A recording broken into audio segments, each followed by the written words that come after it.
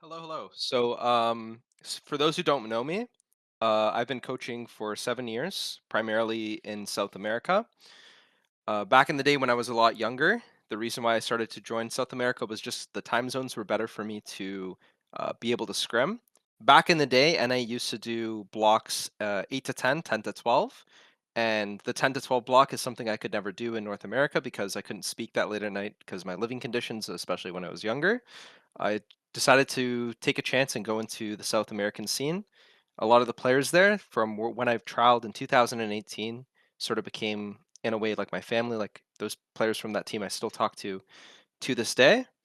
They accepted me with open arms into the region, and yeah, I've just been in that region ever since. I used to be a player, and I used to be, like primarily a support, main support, alt tracker, fight planner, etc. And because of ping and those sorts of issues, I started to move towards coaching, and that sort of started my coaching career. South America as a whole, it used to be a lot of a stronger region because there used to be more players and different types of investments and tournaments and stuff like that happening back in the day. It's gotten a little bit weaker because a lot of players quit for other games like Valorant, Marvel Rivals, etc. Because there's more investment and more competition there in the region. But yeah, a lot of the coaching that I do nowadays um, comes from there, and this is probably the first season that I've decided to come and try to join North America as a region because my time allows me to. The scrim schedule has kind of changed, and at the same time, I feel like I have a lot of ideas to bring to the region that were either forgotten or just some new ideas in general. Um, so yeah, so this seminar is going to be focused more on map theory. So I'm just going to talk, like I want to talk a little bit about coaching philosophy, like just some general philosophies that I bring to a lot of teams that, they generally don't have. And I want to talk a little bit about map specific things. Okay. So I'm going to start sharing my screen and we're going to go from there. So the first thing, like coaching philosophy in general, I always think as a coach, like your job slash a job in general is to bring ideas. It's sort of like a support role to the team. You want to bring ideas, new general lights, and just teach something, right? So you want to make sure that your players are consistently as a coach, they're learning something, they're motivated, whether that's mental, physical, or in game, etc. I think that's really, really important.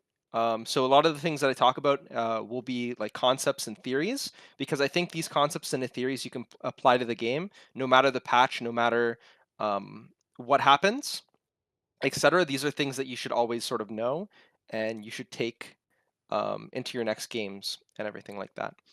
So one of the first concepts that I always like to talk about is layering.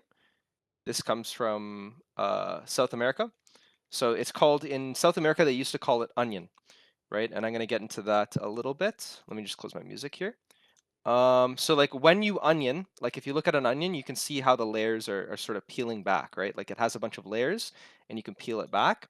So that's why I always talk about when we're talking about like different compositions and how we want to use alts, um, how we want to be using our team to sort of layer before we take team fights, for example.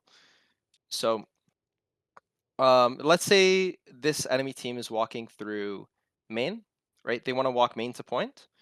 What we want to do is in our communication, we want to talk about, let's say if we want to use our Sojalt, we want to communicate these three things. Like we want to communicate um, where, to, what, and how. So a good example is I want to Sojalt on point. Okay.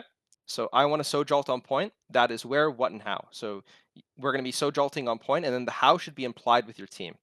So as they're walking, you know what I mean, through main to point, we want to be trying to soft fight these sorts of places. So this can be a box, right? This can be a box. And now our final kill box will be on point, for example, right? And what we want to be doing is we want to be shooting into these, right? So we want to be shooting into these boxes, and we want to be consistently backing up into different angles and fighting these places softly. And when they get onto the point is when we want to sort of like hard commit to try and um, kill them, right? So this concept is called layering in NA, and in South America they used to call this onioning, which is like how when teams try to walk up, etc., is how we do soft fights to sort of fight into one general kill box where we want to be having our like last sort of engage, right? And there's different layers of layering. So layering goes deeper, right? There's another concept. It's they call it nowadays. Now it's changed to vision aggro. Before it was called the attention as a resource, right? So what does attention as a resource mean when we talk about attention as a resource, right? I'm just going to put ATT as attention as a resource. So attention as a resource is you see attention as a resource as a cooldown. For example, attention equals Suzu, attention equals lamp, attention equals Baptiste. It's not generally exactly that, right? But that's the theory of it, is attention as a resource. I don't know if you've ever played Mario Kart and you see like when the squid, like you have like that squid ability and it just like puts all that stuff on your screen and you can't see. That's attention as a resource because when you're looking at a certain place, so if I'm playing Soj and I'm standing here, I can only look this way. This side of my screen, all where I'm drawing this black, I cannot see here, right? So attention as a resource, you can use that to layer as well, to make it harder to be able to use CDs when trying to push into layering. And that's how it gets. Remember how I said you have to back up, right? So like for some comps, it's going to be better for you to be backing up when you are layering into these soft boxes. Other compositions, it's going to be harder to layer like that. So you have to be using different things like attention as a resource to layer.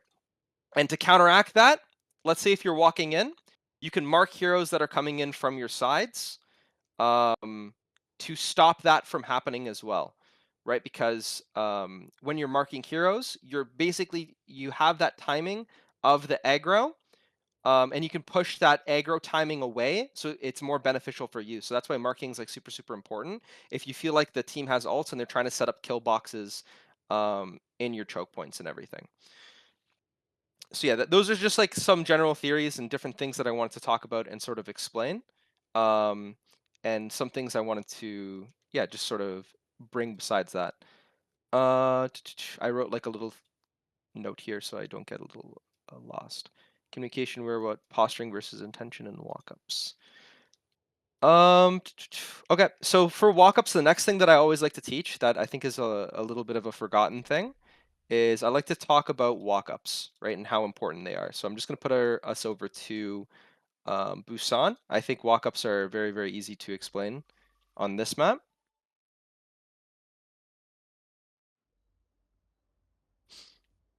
Getting over here, okay. So when we look at Busan, right, let's say you want to push like right side, you want to push mid, etc. Right? I always think that when you're walking out of spawn, you always want to be, walking somewhere like so, like so, like so. You want to be trying to clear this space when you're coming out of spawn. A lot of teams, there's a lot less discipline on this, and I'm going to get a little bit more into this walk up as well. The issue is when you're trying to walk up like this to different spaces or through the point, like this is all the ways that we can go. Not a lot of teams will do this, right? And this is important sometimes when it's possible they can be pushed up, or when they have something like ult disadvantage and when they have to be making a crazy play. So, right? So a lot of teams, they'll always default to just go the fastest way possible, push one lane and then just like walk straight in and then walk straight to point and completely die.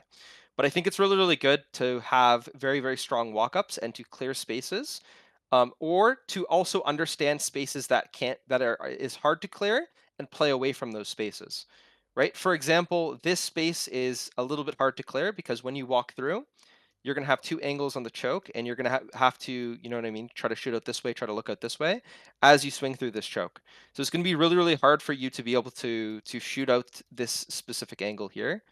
Um, so yeah, so some different things, like just to talk about for walk-ups and those ideas, and it's going to get like a little bit more important later as well.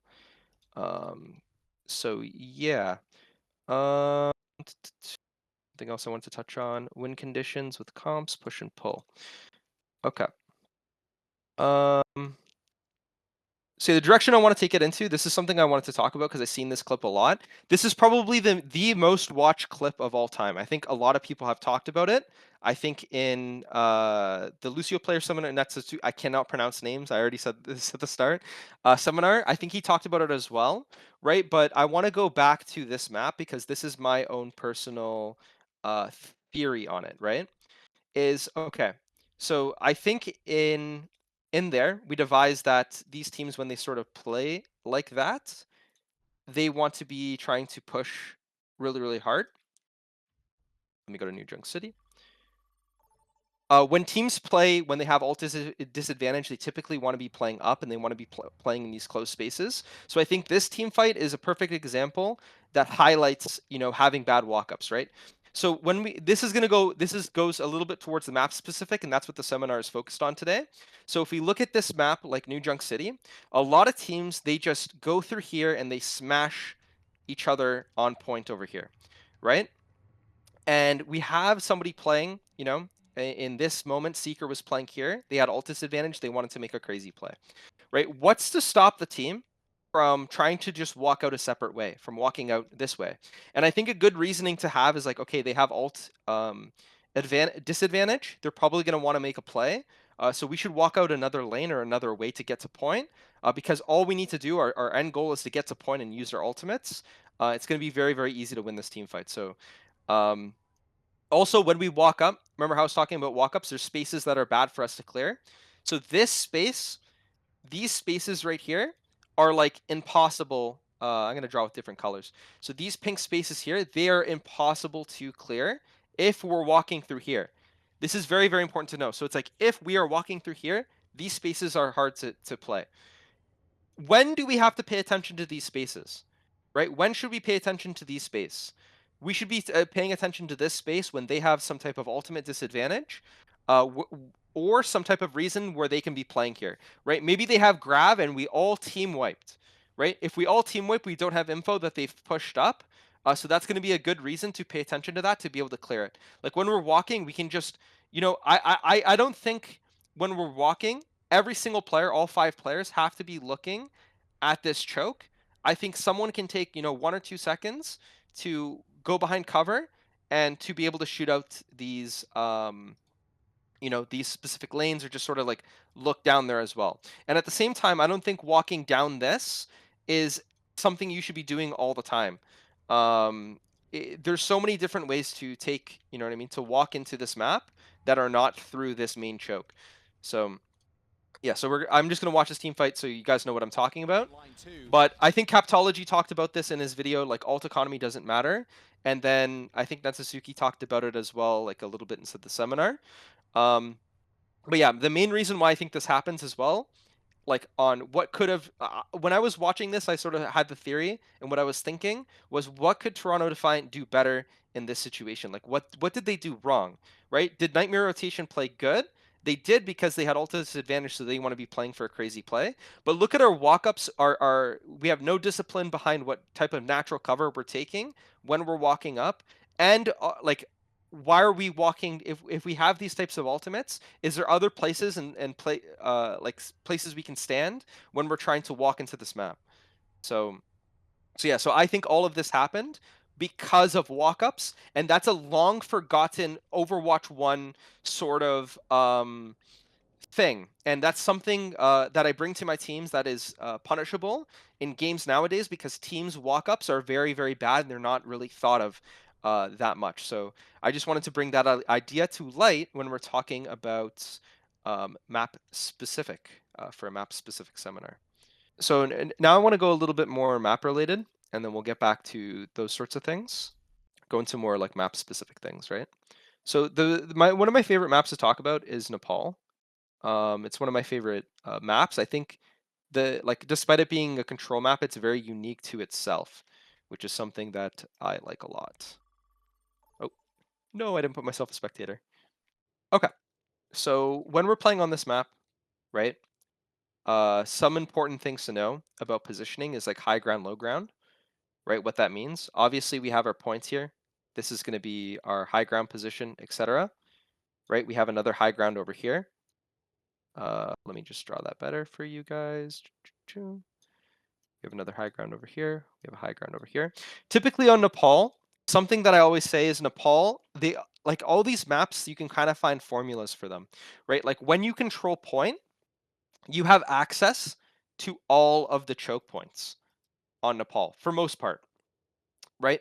It's something that's well known is when you have access to point or the main spot of the map on Nepal, you're going to have access to all the chokes, and you'll see that as we go down the map list, right? So what are important positions to control, etc. I think that when you're playing this map, again, there's going to be a lot of easy ways to punish bad walk-ups from teams walking up. There's a lot of there's no natural cover. Like let's say if they're taking through high, there's no natural cover walking to this high ground. So that is something that can be punished. Let's say if you set your Soj in this position and they can rotate through here, they're going to be in a better position, so they're able to scout and they can start to punish some walk-ups and force out some CDs before that they get through the map. So yeah, so like let's say if I'm playing like Zarya, Vendetta, etc. In most cases, I would like to have my Vendetta somewhere like here, my Soj here, my Lucio here, uh, my Zarya sort of floating somewhere, and then my Kiriko somewhere in a position like so, right? And now it gives us a good position for when we hold the space, right? It has that line where we're able to cover each other. And it also gives us that good position for when we hold the space. So we're able to scout, contest angles. We have more to do, right? Let's say we want to layer defensively. We can build those kill boxes and we can walk back, right? And then we can eventually fight on point over here. We hold this high ground, which is a strong position for them to be able to look at us as well.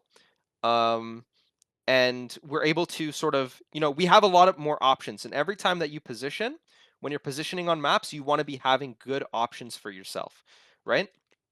So something I always talk about is like, okay, so why do I want Vendetta up here, right? Because Vendetta is better in closed spaces. And it's like, let's pretend we get a map and we take away all the walls. What heroes would be the strongest, right? Our Soj would be very, very strong. Like Soj would be OP. Vendetta would be, terrible. Vendetta would be like very, very bad. Uh, Heroes like Widow would be really good, right? Heroes like Hanzo would be really strong, right?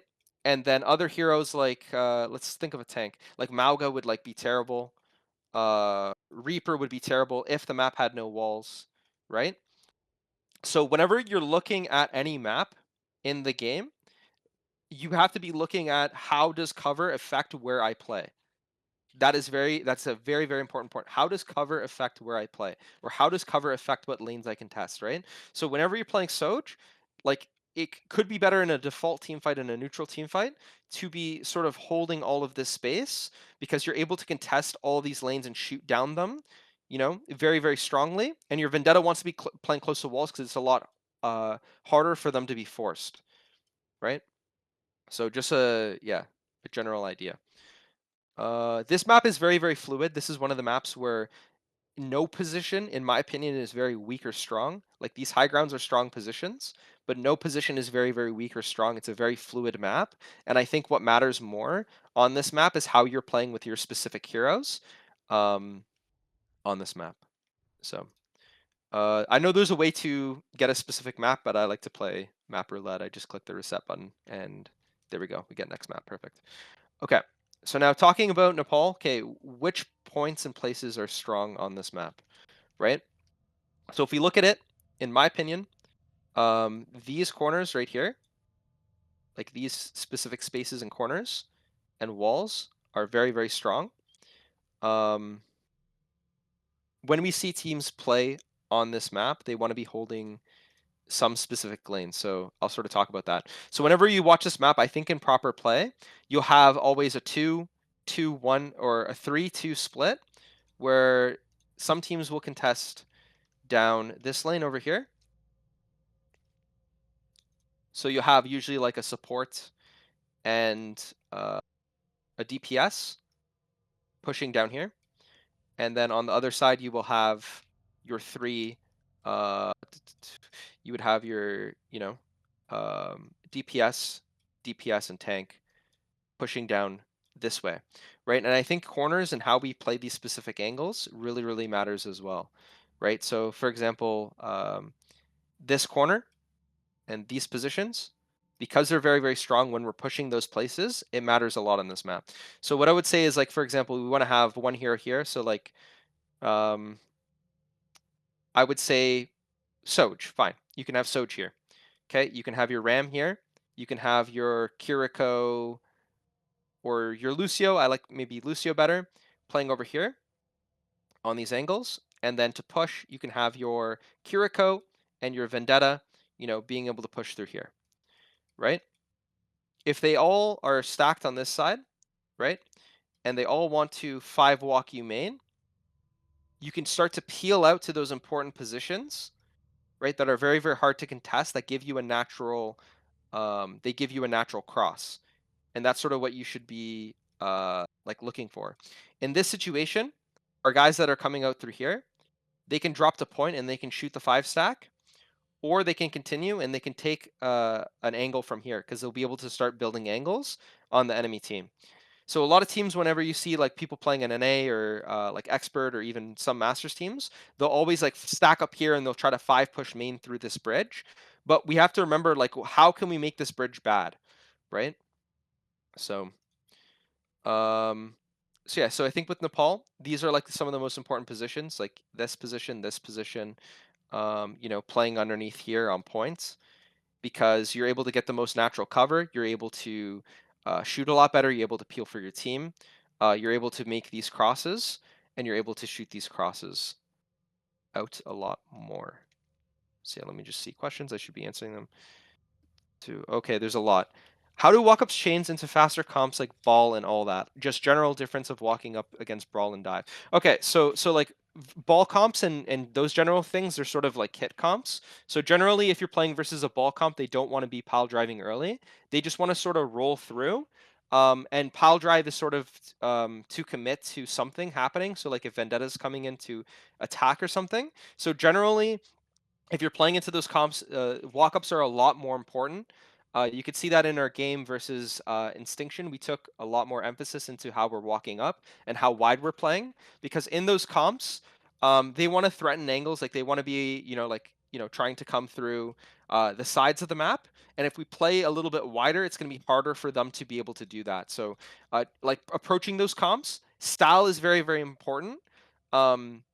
We want to have a good style versus those compositions. And that's something as well in my coaching philosophy that I talk about a lot, is that heroes are more towards what style you want to do.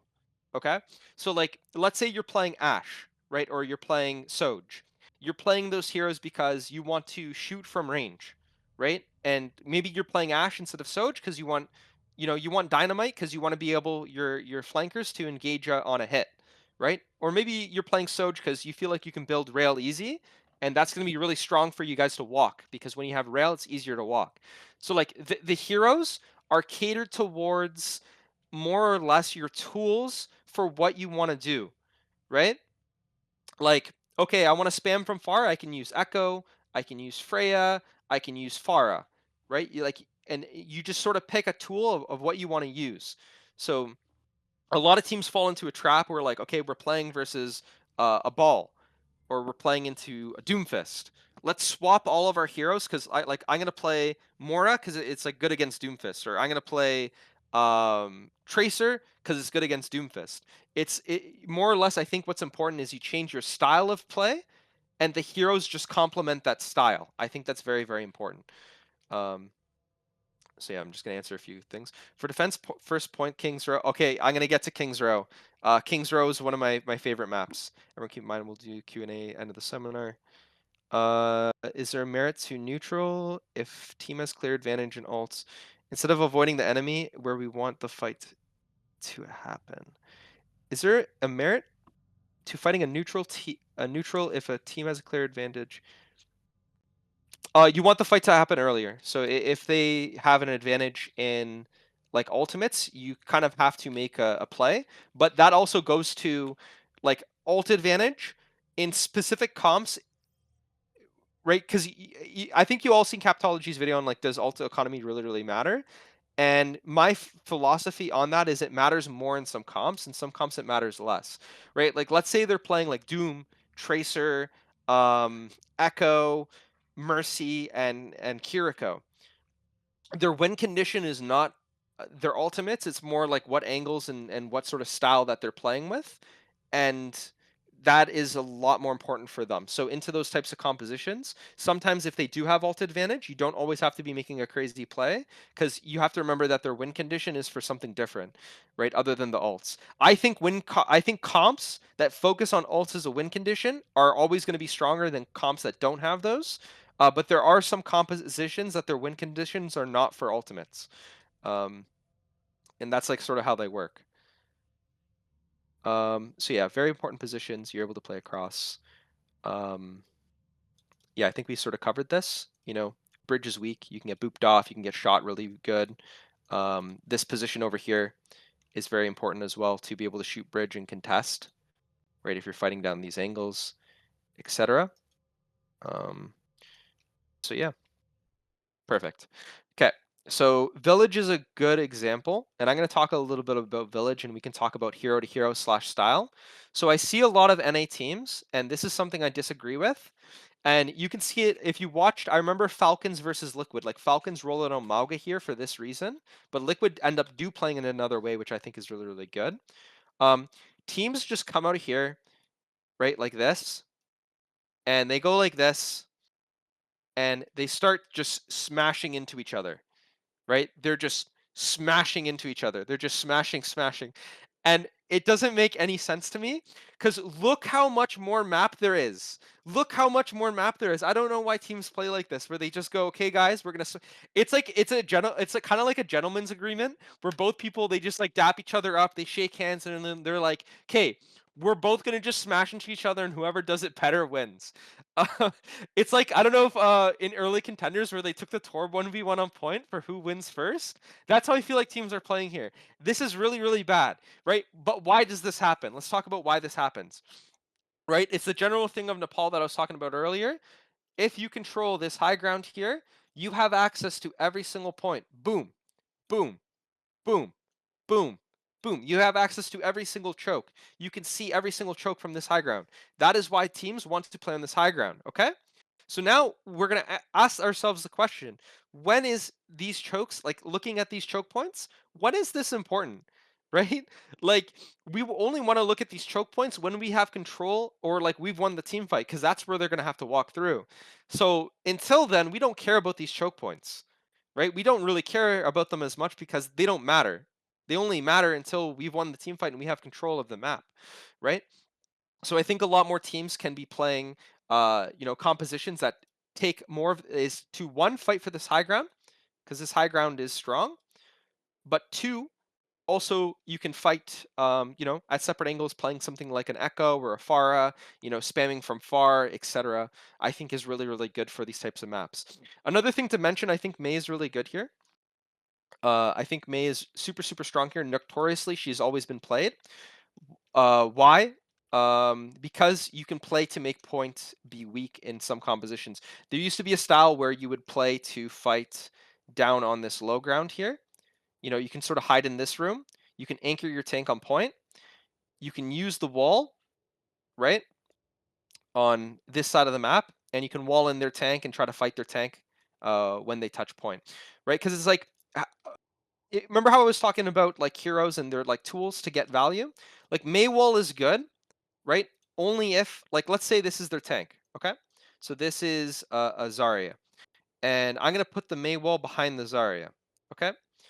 So the purpose of the Maywall is to block people from being able to, peel the Zarya. The yellow dot is the Zarya, right? Is to being able to peel this.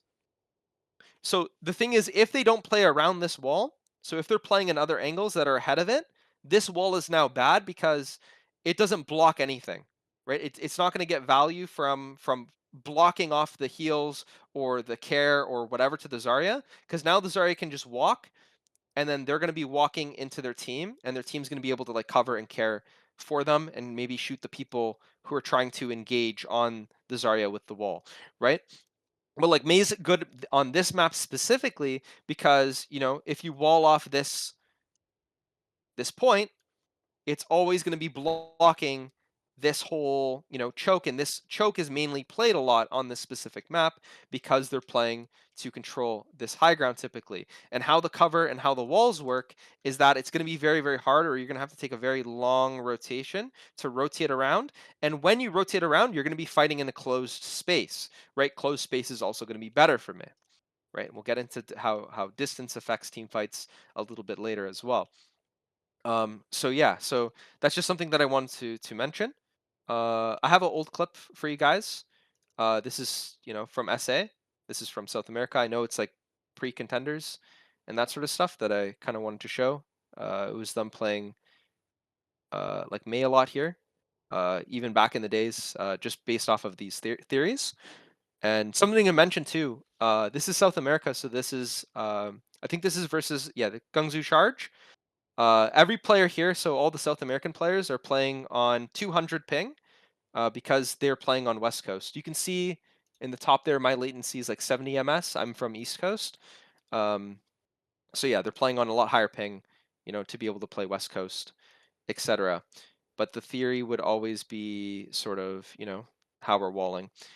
I think, yeah, you can see here too, when we talk about like walk-ups and those sorts of things, like how we're walking up different ways, how we're taking cover, etc. Yeah, it's this team fight that I would want to show. And yeah, back in the day, we don't have the replay code or whatever, so this is how we would have to record VODs. This is 2019. This is like 7 years ago. Um, but yeah,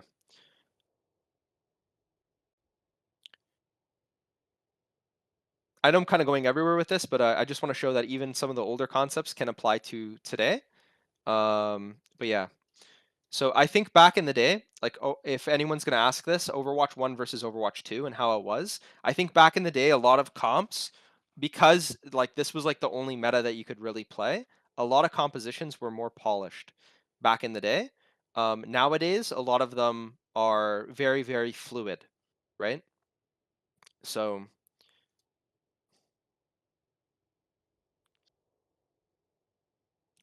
So we blizzard, we shatter, shatter comes in, we can pop this wall. This wall was kind of bad. It should have covered the whole thing, to follow up with shatter, because you can use wall to like sort of counter ultimates, even back in the day. Uh, our You can see here too, like our Lucio, the entire time, we know shatter's coming, and we know that the brig has bash. Bash can take down our shield. So our Lucio is just going to be hiding. That's why our Lucio, instead of like healing the team, supporting the team so much, as soon as they start to get afraid of that, I don't know why the VOD didn't go back properly. My bad. I think this VOD's kind of bugged. Mm-mm-mm. Yeah, in this team fight specifically, I can kind of remember it. Like we have beats where we know that they have rally, so we're kind of anticipating that they will bash our Rhine and then they will shatter, or they will mitigate our Rhine. So our Lucio right now, if you can see, our Lucio's like hiding off a point, so they're going to be able to beat, right? We wall, they shatter, and then we come back with our beat. So I think Overwatch back in the day was like a little bit more polished and everything, but I still think if we go look back at this map, we can go back in the day and we can see that these concepts did happen. They still apply today. They're just sort of forgotten about as well, too. Um, so yeah, I just wanted to sort of show that one of those clips or something. We'll go to King's Row because that was one of the questions. Okay, so King's Row. This is something that I brought to in NA Masters. I was kind of happy about this. I brought this to In Control. and even Amplify and a lot of teams, and it's worked with a lot of success. Is I think so. Two things about Kings Row. Kings Row is the golden map of Overwatch. This is my opinion. It is the best map. It is the most fairest map in the entire game. If you lose Kings Row, it's worth more than the entire series. It's the best map in the game. That's all I'm gonna say. Okay. Anyways, point is bait on Kings Row. Point is the worst position on the entire map. You're able to get spammed out from a lot of different angles. The strong positions on Kings Row are going to be things like Hotel, are going to be things like these high grounds, um, etc. Point does one thing though, it forces teams to peek, right? Because if you're capping the point, they are going to want to shoot you, so they're going to peek from these positions in some way, right? So it forces them out. Um, in theory, you whenever you're trying to play Kings Row first, you always want to be trying to win the fight instead of fight for the point. That's why I don't know if you guys seen back in the day when Sure 4 they rotated all the way around the gladiators, and then you have that famous clip of Sure 4 in this window as Widow, and he just starts picking off people after they flip map, right? But the general concept is that they don't want to play for the point; they want to play to win that team fight. Um, so yeah, I think something that you can do really, really good, and what I like doing out of Kings Row first is like Sonic Hotel. So now you get info if anyone's playing in here, if anyone's playing close. This will then give you the option, right? If you know no, like a Venture's in there or something like that, that can always give you the option to take it. And taking this space eventually leads to either you can, if you're playing like a flanker hero, you can get through this window to start to develop your position on this high ground. Or if they're playing in closed hidden spaces, you can just simply wrap all the way through if nobody's playing in this back position, right? If they're playing in this back position and you have control of Hotel, you can start your team to develop to make a pinch to be able to shoot this position. That's one of the instances where point is good, right? Uh, because then you can start to make a pinch on this purple position here, for example. Um, but yeah, so I think when you're playing KR, you want to be taking control of these positions. Very, very, very important. And you want to be trying to play for the map to win the team fight and then cap the point most of the time, right? There's going to be times where you want them to peek you or shoot you. So, staying on point's good to sort of bait them out to do that. And for defense, it's going to be very, very important to try and play very fluid, right? You don't want to be like statically stuck in one of these positions. You want to be fluidly moving around the map depending on what the enemies are doing. So like if the enemies are, if they come up on this high ground over here, right? It's like how does your people in Hotel, they want to be pushing through a little bit more to start and create a tail and develop this spot of the map as well. So yeah, I think there's a lot that happens on Kings Row, and I think that's really important. I'm gonna go down. Remember Kings Row. I'll go back up and read all the. Actually, yeah, I'll go back up and I'll read all the questions and everything. Um,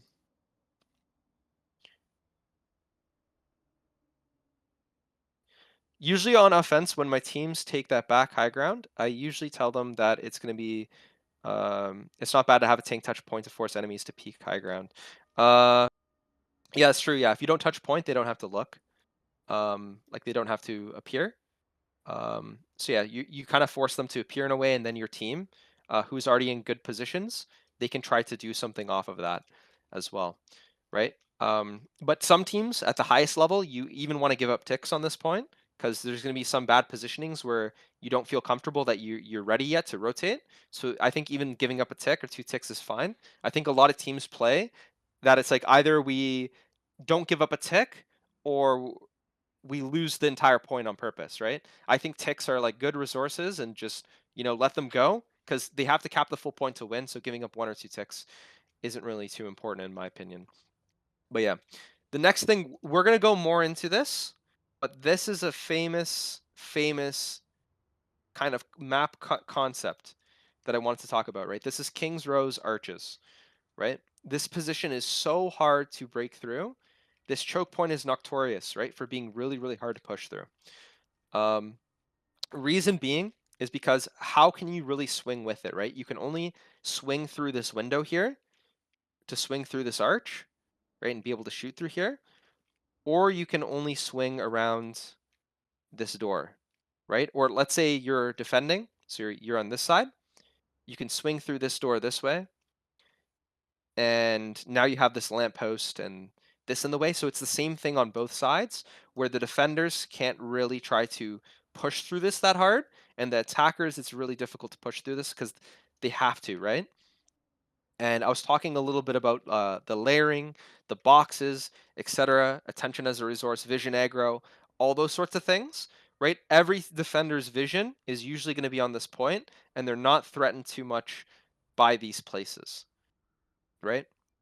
So that's why brawl comps are really, really strong, because brawl comps are good at swinging together and pushing through specific things. They can do that really, really well, right? I think it's very important if you want to push this choke, you want to be, sort of developing this position. It gives you some sort of natural cover.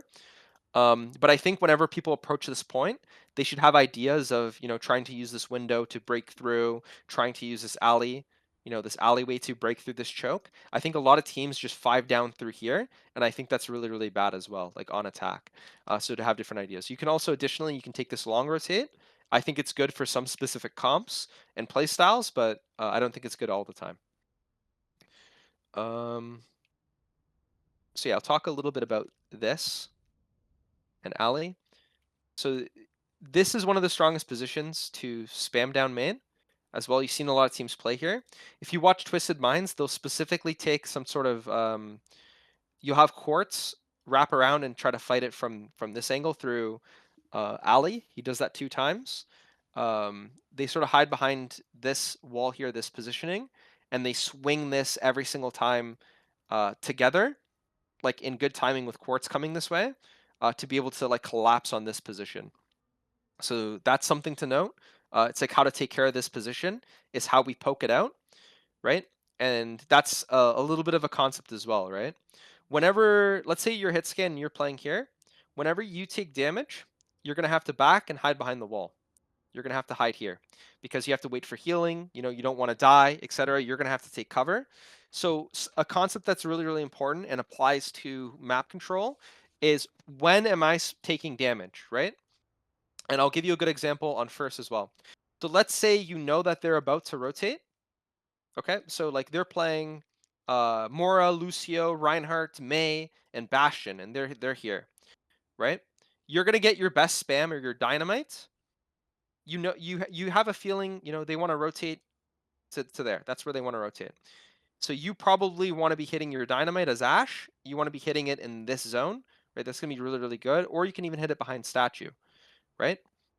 But if you're peeking too early, and you get poked out by maybe the Bastion grenade or a May right click, etc., you're gonna have to hide at timings that you might want to peek and be able to throw that dynamite.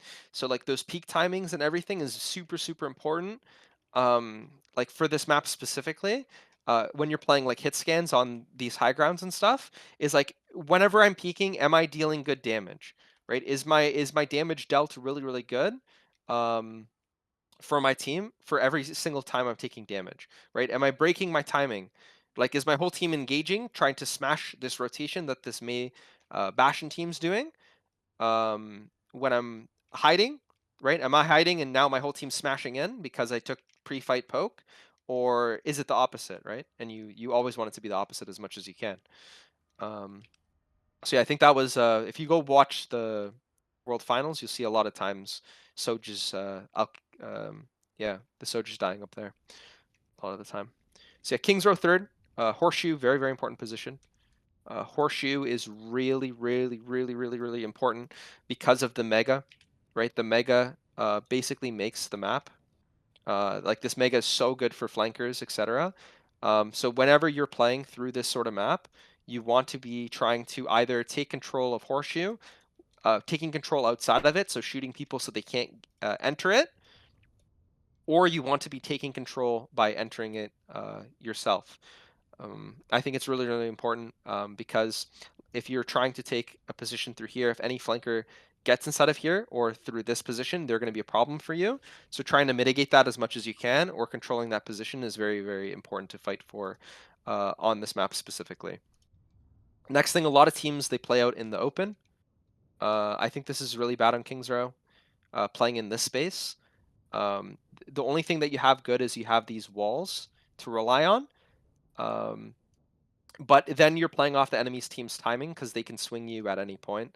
So I think playing, more dynamic positionings, more really good types of cover, and then pushing out at important moments is more important for this composition. Like sort of trying to set yourself up in here and go, or trying to sort of swing at the same time to swing down, main and punish the people who are playing in those positions as well, is really, really good for King's Row. So yeah. Um, let's go to Elios. I will talk about cage theory that has been around the game for many, many years and has been forgotten about. Okay, so whenever we're on Elios, right, what are the most important positions of this map? And it depends what we're going to be playing.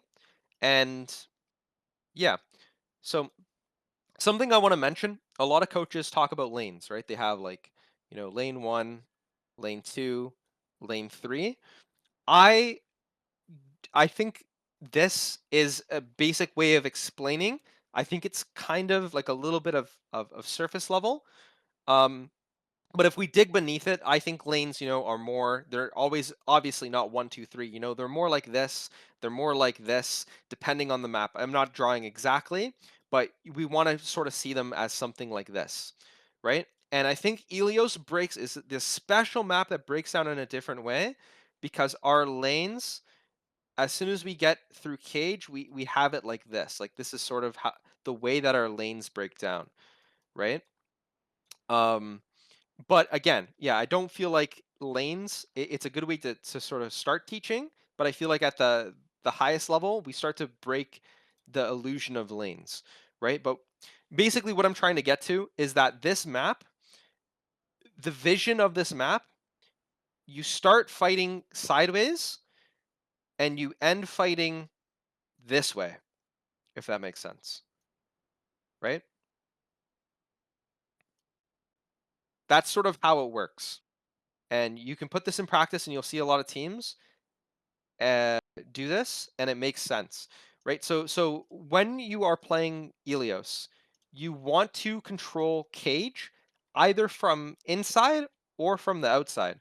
So cage is the most important position on the map because it is exactly what makes the map fight like this, right? It makes you swap your aggro, your vision to be fighting it like this in these positions.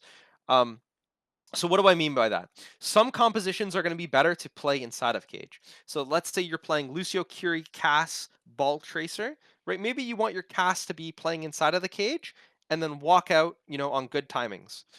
Now, if you're playing something like Echo, Freya, Ball, Kiriko, and Wu Yang or something like that, you want to be controlling the map outside of cage.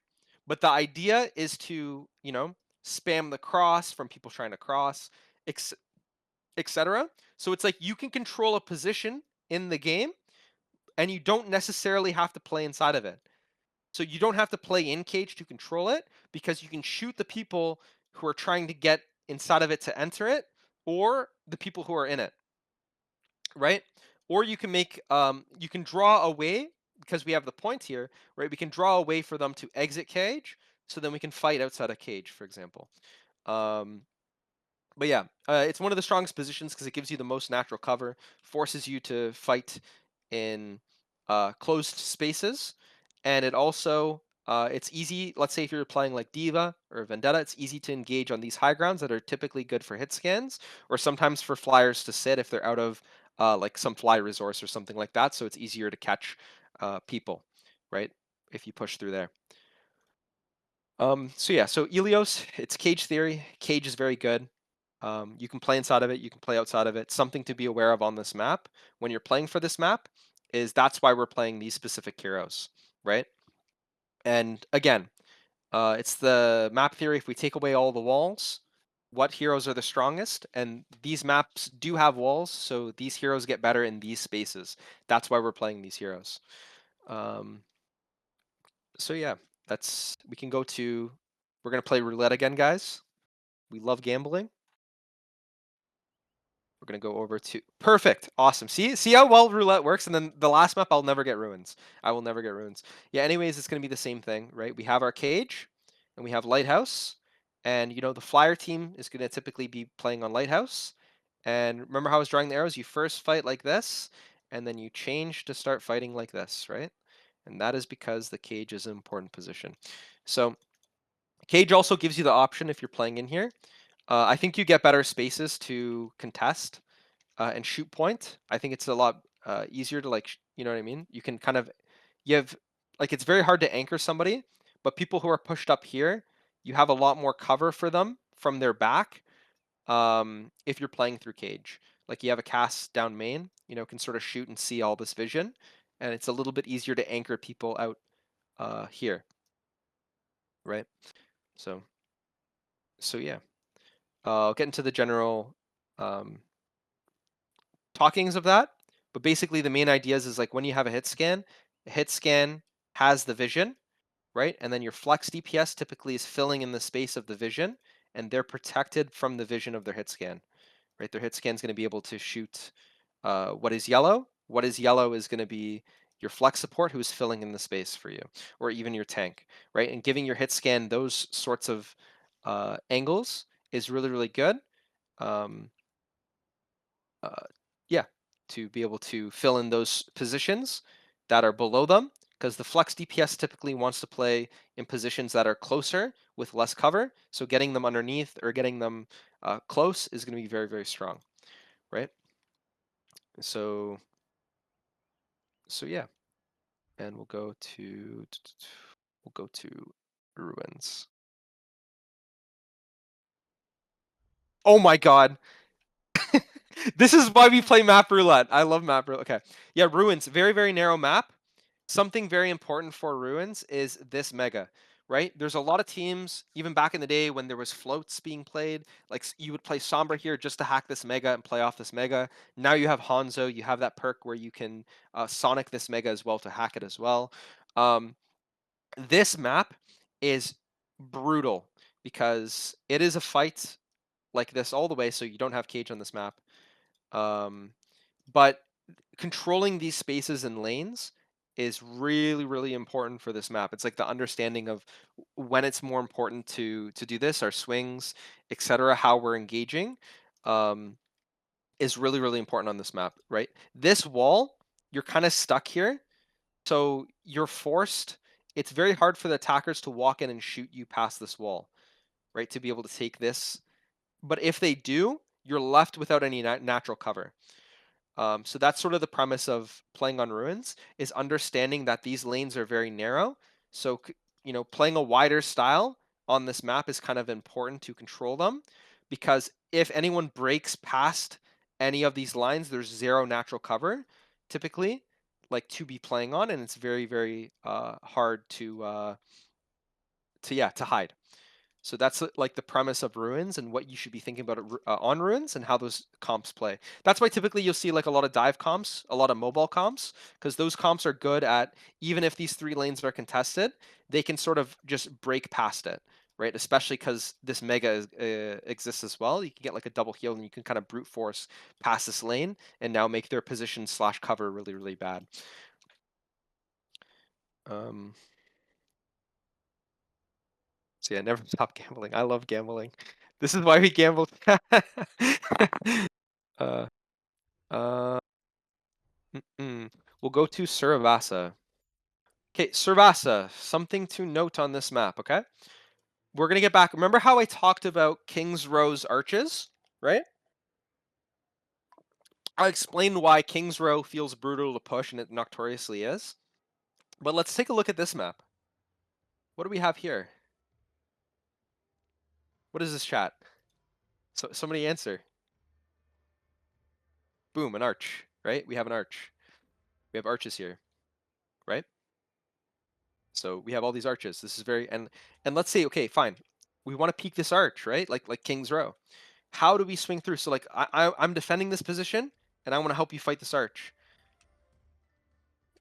I got to swing like all the way around like this, or maybe I go through this like small little, and I got to swing like that, or I want to swing out like this to like attack the defenders playing here, right? Yeah. So you guys get the point. It's basically there's a lot of arches on this map. There's a lot of spaces where you can't push past. It's very, very hard to. And if you do, you have to commit to it the same way you would commit to King's Row arches. The next thing is there's typical walk-up patterns. So like typically teams walk up like this, right? Whenever we're walking up like this, we have to carry these positions. It's the same thing like I was talking about into the earlier parts, um, because those positions are very good to walk up and punish bad walk ups from teams playing like that. So if you're a team and you want to try this out, you're probably going to get a lot of value from this playing in these positions that I circled pink. If you team wipe the enemy team and you put yourself in one of these positions and you're at alt disadvantage, this would probably be really good for you to play in because most teams will walk up in the yellow path and they won't clear through these ways. So just a little tidbit of advice for anybody watching there. Um, but yeah, anyways, whenever we take this map, um, these high grounds are very, very important. Point doesn't have cover, so we want to play around point as much as we can, and we want to be respecting the arches, right? So we want to be playing against these walls for our natural cover, and if we're pushing through these arches, we have to have a really good reason why we're doing it. We have to have some sort of trigger, some sort of ultimate advantage, something that gives you some sort of substance. Um, so yeah. Um,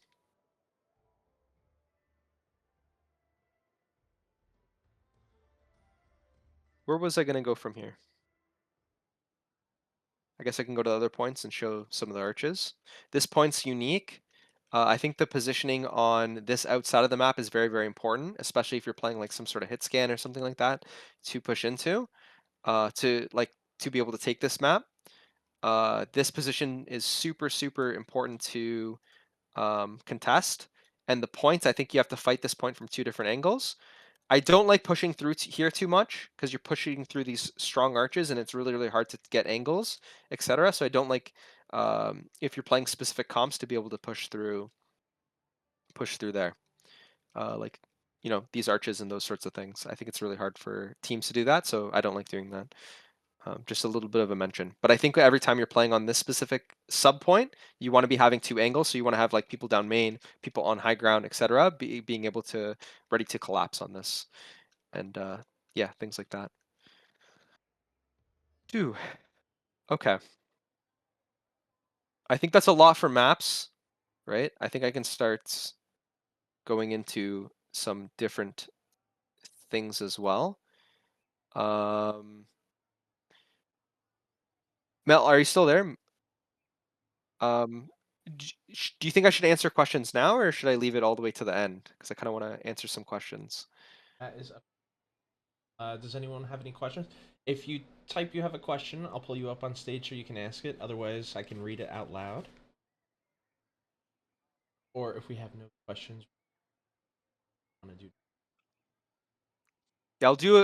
I kind of want to make this like a transition, so I think I'll do questions and then I'll continue on to what I'm doing next. I think that's the best way to do this.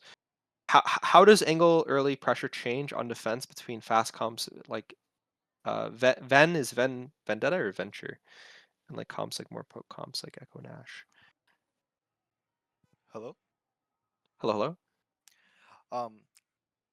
Uh. First thing, thanks for the seminar. And I had a question. I noticed when you were talking about hit scan on Ilios, like the map you showed before, and on Village. You said the. My question is, where do you play like hit scan? When you're playing hit scan, what do you think and what's on your mind? What's your role on hit scan? Like obviously, you take the off angles and you you bait out cooldowns and resources. But besides that, what's your thought process when you play hit scan with most Uh, comps? yeah, okay. Let me try to go to the which point specifically were you talking about? Like well or ruins or On well, uh, the way I play with my team is when I play soldier, I go on the high ground instead of going over the cage. I go over the on well. I go over the high ground, and although I don't get as many angles as where if I would play on cage, it still works out. But obviously, the information you told me when you were talking about well helped me a lot. So I was just thinking, what would some like talking points be, or what would you do on hit scan on most maps? so you're saying like you play on here. No, the lighthouse, like on the high ground by the lighthouse. Yep. Like you play on this Yeah, and I rotate over both sides. rotate over like so? Yeah, I played this. Yeah, okay. So the thing is like so again, if you play soldier, that's fine. But I think like the tools, like you use heroes as tools matters concept. Like so, I think Freya, if you're playing in these positions, is going to be a lot better because your hit Hmm. scan sort of spam and angles, and the way that you can take these sides when you want to is going to be a lot stronger as a tool for you. And also, sort of the poke that you get from right clicks is going to be a lot, you know, better to hit when teams or players are taking natural cover underneath here. Um, but yeah, but playing on top of here as a hit scan as soldier, I think he's one of those heroes where, um, I think this is fine, but it depends what your general team's concept and what they're doing is. So like, let's say if you're playing like flyer comp with multiple, like you're playing like ball, mercy, uh, Kiriko, etc. Your win condition is more on how you're taking angles and how you're pushing into the enemy team, like your timings on your pushes, Hmm. versus you sort of just sitting there and poking out pressure and playing point. Because something that has to be mentioned is that distance matters, right, between hitting shots. So like the goal of the team, typically who's playing cage, is to draw in this team closer so they can do damage at closer distance, right? And that's why typically you'll have like Cass or something hiding in here because he does, he's obviously does more damage when he's closer as well. Or you can have somebody playing like Zarya or something like that. So I think when you're playing soldier, right, eventually, again, we can do the concept. The concept is going to be always for how you're hitting cage. Eventually, it's going to be for you to take angles so you can hit the point slash cage. But I think it will be like the soldier pick will be a little hard to do that. Um, and yeah, at the same time, I think the most of your job, to answer the question on like what's your job should be filling in the space for your flex DPS to do something. So like, your timing of your rotate. So like if you're going to drop off this high and you're going to contest, you want to have sightline of your flex DPS sort of starting to get closer so you can sort of cover their back. So like let's say if somebody wants to come out of main and shoot them in the back, you're going to be Hmm. covering for them. And I think that's to answer your question, like what's the job of the hit scan? It's to cover the space on the map. It's like you have this vision and this vision gives you this space and it's good in this timing for those reasons, if that makes Okay, sense. it makes sense. I understand it a little better now. So I covered the flex DPS. I cover what the flex DPS cannot do at that moment. Exactly, because typically your flex DPS will want to be like closing space or maybe even your tank. So you Hmm. want to be filling in that role of making it harder for them to swing onto those players uh, in good timings for them by sort of Okay, like you cover them in a way through your vision. okay. So that would mean constantly rotating and putting pressure through different angles, correct? Putting pressure through different angles depending on what your team's doing. So like if your team, is walking in more, right? Then you also want to sometimes you can sit back and you can wait for them to walk in and just cover them from a position, but other times you're going to need to rotate and help them do that. Okay. Would it be more so of I initiate my team walking in, or I wait for my team to initiate and then see what I should do? You wait for your team to initiate and then you see what you do and match it accordingly. I see. Would that be like the number one priority and not me trying to initiate something for my team? That would be your number one priority, yes, Okay, okay. without a doubt. What would be the disadvantage? What would the disadvantage be if I was the one, the hit scan was the one trying to initiate something for my team to do? What would be the disadvantage if you were the hit scan trying to initiate Yeah, because you said something? m- Well, I you're had to you're a wait. hit scan. Yeah, Mhm. yeah. So the thing is, um, like for example, on this point, any way that you're going to initiate something to happen, you would be in a position where you're closer, right? You're closing distance, Okay. and if you close distance, it's going to be easier for them to reach you, and you're not going to be able to cover your team from like swings and things happening. So you're going to lose the ability that makes your role the strongest, right? Because like hit Oh, scan, you want to be like covering the space, not and if initiating. you're Hmm. yeah, exactly, yeah, you don't really want to initiate. You just follow on things that are happening. Okay, okay. So I follow up on. Okay, okay. That makes Yeah. a lot more sense because I was trying to initiate fights by, there's a Kiriko by marking the Kiriko and getting Suzu out or TP out, and then I wasn't really thinking about, oh, if I'm initiating something and they try and, you know like mark me down and get me to run away from my angles, it's harder for my team to follow up because like I'm just wasting like all the angles that I can get. Yep. So And timing. I'm going to talk a little bit about like positioning and more depth to it, but your swing timing matters as well, right? It's like let's say you shoot the Kiriko and you get out Suzu, and mhm, then now you're 1 HP and you have to run back. Now you're out of you're out of the team fight for Suzu, right? right. It's like how much was that worth it, right? And it's also Mhm, yeah. So your timings matter a lot. Your timings matter a lot. It's like when are you swinging in aggressively, etc. When are you not? I see. And would I develop that timing just by playing more, or what would I just follow the general rule of thumb where it's like I have to prioritize my team going in first and then I have to see what I can do? Would I just have to like stick to that no matter what and then like see how that affects my gameplay?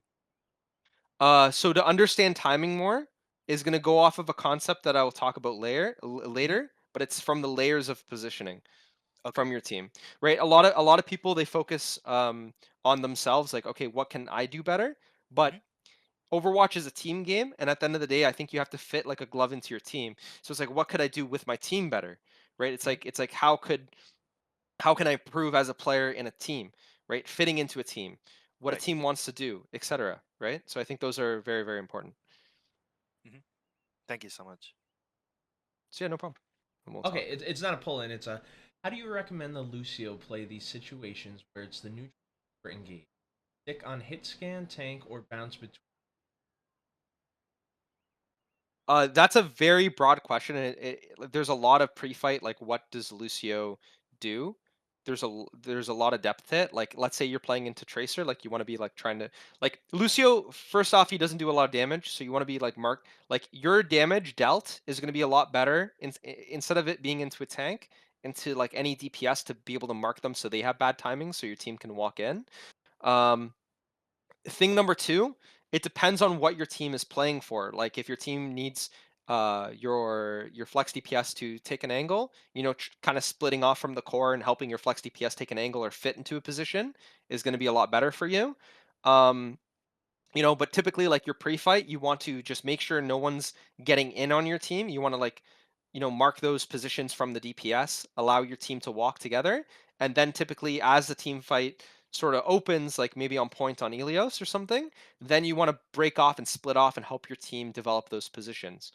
And again, it's comp dependent because let's say you're playing like Cass Lucio and you're playing in Cage, then you probably just want to sort of sit on your Cass and help him play on Cage and kick out the threats that are trying to get in on him from the sides that are eventually going to come.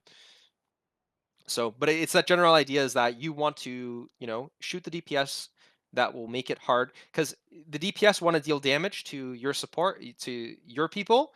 If you make their DPS do less damage, it is going to be better for you at all times. So, shooting the enemy DPS helps them not do damage. and then you have to heal less, and you can speed more, etc. You also have to care about the damage that you are taking as Lucio, because when your team rotates, you want to be on speed. If you have to be on heals because you took too much pre-fight poke, that's going to be really, really bad for you as well. So yeah, hopefully that answers that. That's a kind of general, but yeah. Yeah, I want to answer this. How does early angle pressure change on defense between fast comps like Venture and comps where poke comps, more poke comps like Echo Ash? I don't think early angle pressure is just applied at different distances. So like if it's like Echo Ash, they're going to be applying damage from later instances, but shooting them out and making them appear at bad timings is really good, and it makes it easier for you to walk out. Yeah. So I don't think it changes much. I think the concept's still the same. But if they're playing fast comps, they're just going to be holding closer to you, and they're probably going to be like a little bit more explosive in trying to kill you. Oh fuck! I hate that I missed that. Would that bottom angle be effective even as a flex DPS like Tracer, for example? I don't know what bottom angle he's talking about. I feel so bad now. Okay, I think it was kind of answered in the chat at the time. Okay, this thing 6 or 7 years ago when goats was the thing, we didn't have new metas to learn, so it was a constant adaptation. Yeah, things were more polished. People were scrimming more. There was more money in the esport, so there was more. Like I've played in like 5 contenders finals. No, maybe probably not 5. Maybe like 4, right? And the difference between winning or losing was like 20 to like $10,000 or something like that. So there was a lot more on the line when you were playing those matches, right? So everything mattered a lot more. But I'll show you that the meta kind of everyone perceived it as goats, but towards the end, I think the meta would have changed and evolved a little bit more, because at the end of Overwatch 1, it started to go towards pull hook with like a Risa Hog, and it was sort of beating out some type, like some goats comps from my memory. So I think it would eventually change. Like the best example I always like to give is like Smash Bros. Melee or Melee. Again, I can't pronounce things. Um, that game, despite it being around for like 25 years and having 0 patches, the perceived good characters or heroes in the game have changed. You know what I mean? Like no one, like everyone was like, okay, Donkey Kong's really bad, and then like a year ago, everyone's like, he's really good, and now they're saying he's bad again, right? It's just like these things just naturally happen because players come into the game who figure out things. So I would like to see a world where Overwatch has no patches and it just goes where it goes. That would be kind of awesome to see, in my opinion. Kings Row boring. People don't like Kings Row. Kings Row's not boring. How dare you? So yeah, I would say in South America, like I have scrims of us playing like Team Brazil and stuff like that, like back in the day, and I even had IOStux come coach as well in GVD. This was in 2018, and he wrote on the sheet that he gave the team. I'm gonna find it. I'm gonna pull it up right now. Is it in my Google Docs? I don't want to leak all my Google Docs, but too bad. IOStux. Is it gone?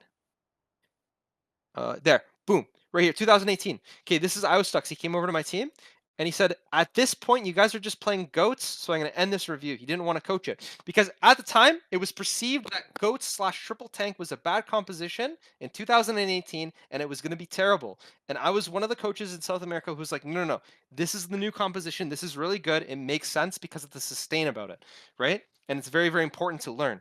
Right, some coaches, if they came in and they seen you're playing triple tank, they would leave because they would be like, this is a complete waste of time, because they're just going to patch it out and fix it or something like that, right? But I think it was something important to learn, and it polished Overwatch today. I think if goats didn't happen, the game wouldn't have leveled up as much as it did, because a lot of small niche things like off angling, ultimates, layering, etc., wouldn't be as important as it is today. And I think a lot of those ideas wouldn't have came to light. So I think it was a very important meta to happen to Overwatch, in my opinion. But yeah, and I'll show you. Yeah, I'll pull up another. This is another OWL VOD. Okay, this is versus Houston back in the day. Okay, they are playing. Again, every South American player here is on, 200, 300 MS, right? Teams started playing goats with Zen, right? We've all seen it. Everyone's playing goats with Zen or whatever, Anna. So we're like, okay, what if we just go like 5 DPS? Right? Or like 4 DPS, like we just like play like a Pharah Sombra comp and we just start like smashing them as they rotate. right? Like, what are they gonna do? You know what I mean? And a lot of teams, they didn't know what to do because they only had practice in the goats, right? Because they only played goats versus goats, and it's like, okay, now what happens if someone goes far mercy, right? It's like they had to learn, yeah, how to deal with that, and it was very difficult for them, right? Because and then again, this is one of these compositions, like our composition here with the Pharah, the ultimates, although they do matter, and we want to set up for EMP, barrage, etc. Like we want to use those as tools. They don't matter as much as the goats ultimates. Yeah, let's go back in the day. Yeah, Muma hit this amazing shatter on our Sommer. I remember our Sommer's like invisible. He just hits the shatter right there. I think they win the team fight off of that. Anyways, yeah, it's not relevant to today. Let me keep going down. There's a Lucio question you had. Exactly, yeah. That's important. You can practice your comp as much as you want, but if you're not playing against a wide range of comps and styles, it won't be as polished as you want. Exactly. And that was the mistake of a lot of teams is they would play comp for comp. They wouldn't play comp and try to train different styles, right? So I think like if we're playing some specific comp, it's like how to adapt differently with changing our style. Although I think some swaps are okay because the swap has to make sense. Like, okay, if I want to play wider, maybe this hero is better for me playing wider. So it makes more sense instead of this hero is better because I'm playing versus Pharah, right? Like a big mistake that a lot of teams make versus Pharah is like playing hit scans, but it's like if you're playing versus Fire Mercy, your support is left without any heals or peel, right? So instead, you can play like a Ball Tracer comp, and you can like try to smash out the Ana or whatever remaining support is, and force Mercy's beam to be bad. Like you want Mercy to be healing the tank, you want Mercy to be healing the support, the other support. You don't want them to be healing like Mercy's beam to be on Pharah. That's like the main concept of it, right? And that's why it's strong. So it's like sort of thinking of that, and that still applies to today. Although Mercy will never probably be meta again, sadly, but that's like the concept of play. I think even the team's best, like we've seen Twisted Minds. We've seen Diva Band, they played Far Mercy. Twisted Minds didn't know how to deal with it. I think Funny Astro Seiko talked about it after. They were like, we didn't know how to deal with it because it's not something we practiced. But they should still have that concept solidified where if we're playing versus Far Mercy, we want to be shooting a tank or shooting a support and get that Mercy heal off of the Pharah. That's going to make it harder for them. For the Pharah to do strong damage. In a way, I am a Mercy enjoyer. I love Mercy comps. More of the story is gamble go ball for fun and scrims. that was not a gamble. Mercy Mafia is not allowed here. We'll go to. I think that's enough for questions right now. I want to go into like the next thing. Okay.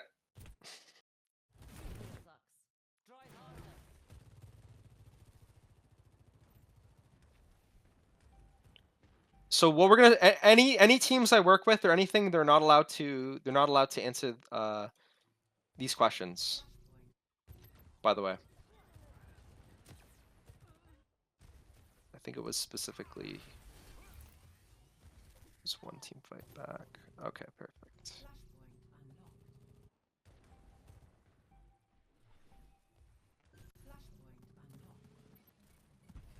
Okay, so let's start to layer this. If you're on a team that I coach or anything and you're in this chat, you're not allowed to answer this. So we have positioning. Okay. And now what's a layer lower than positioning? So we have position.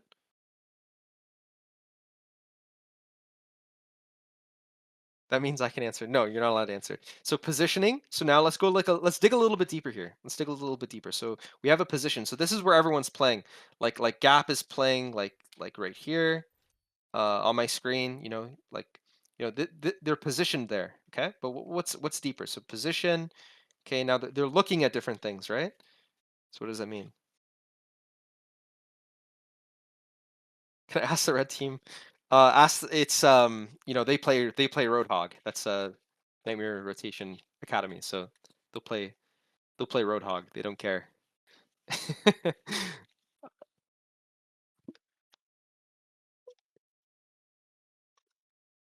Or exactly aura points. Okay, so what would be another layer to positioning? Everybody. So just spitball something. Give me like a guess. Somebody in the chat.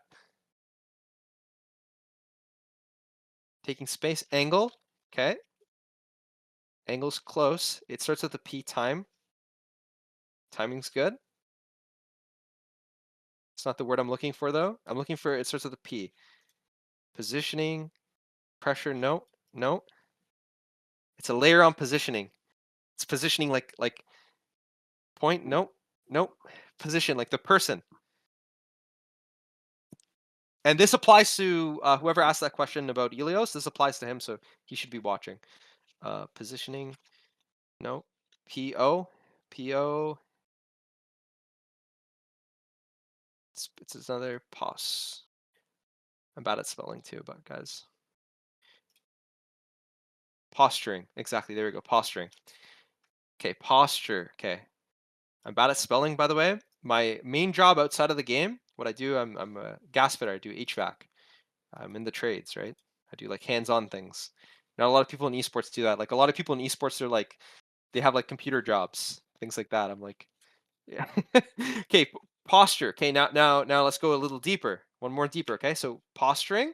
Now, what are we doing past posturing? What does posturing show? So posturing shows us something, right? Intent. This guy's cheating.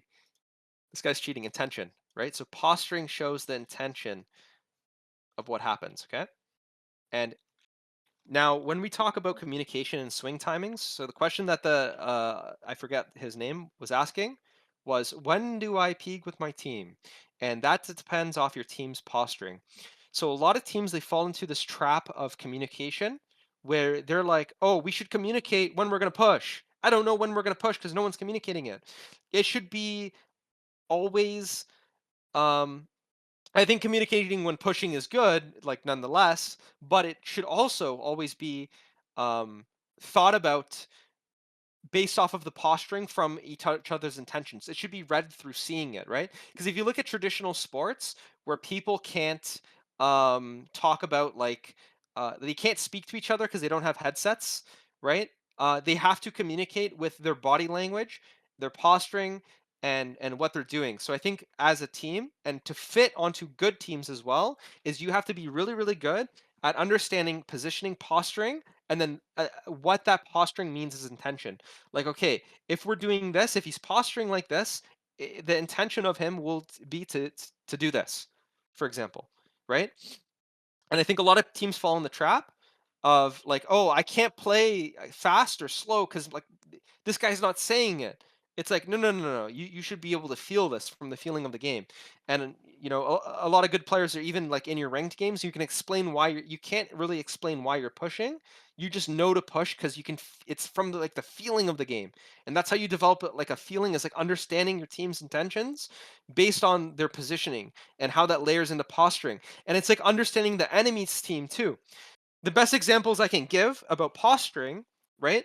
And they're impactful is when you watch divas eat Pulse Bomb, Blizzard, Grav. They can tell by how the enemy is posturing.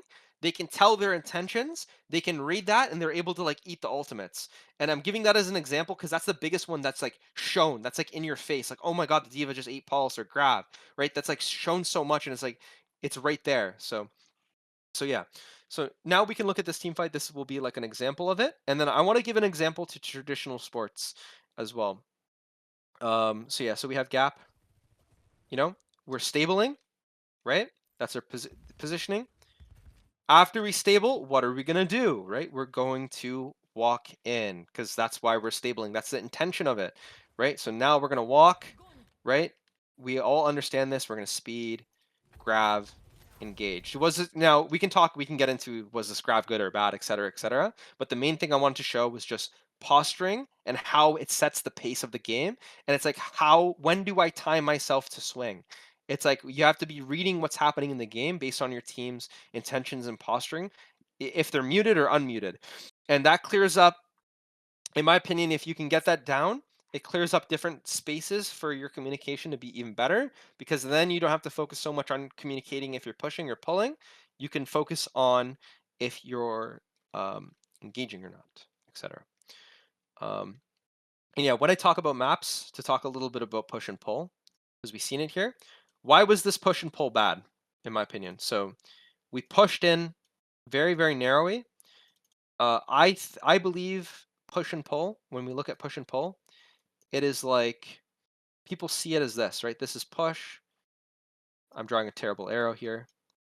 This is pull, right? But I believe push and pull to be something more or less like this, right? Especially when you're playing a game like Overwatch where angles matter a lot, because I talked about it earlier, attention as a resource, or now as it's known as, is vision aggro, right? To help draw different timings of vision aggro for the enemy team, right? So this is how we should see push and pull. And this is a good reason why this push and pull, if you analyze this VOD more, this happened in our push and pull, and that's why it's no bueno, no good. So yeah, this is the way that we should be seeing push and pull. So yeah, here's some, I had this like pulled up as well. I like hockey because I'm Canadian, and also I think it's very, very important because a lot of the time in this sport, it's like a high-paced sport, right? And with high-paced games, it's kind of like Overwatch a little bit, and those posturing things come into example a lot more, right? So we can see like Connor Bedard. I know this is not Overwatch, but it's related, right? Going up to the goalie. Right now, his like right now, if you see this, this goalie is like, oh my fuck, he is positioned in a position where he can shoot. He is posturing that he's gonna shoot it. So his intention is he's gonna shoot, right? Now, if we watch the clip, what does Connor Bedard do? He passes, and the goalie's hung out to dry, and they score.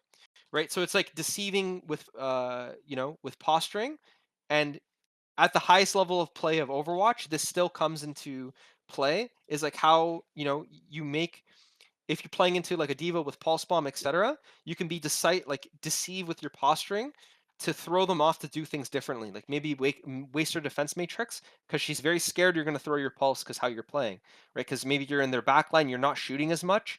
Like she thinks you're looking for pulse, so maybe she's going to shoot less and back up more.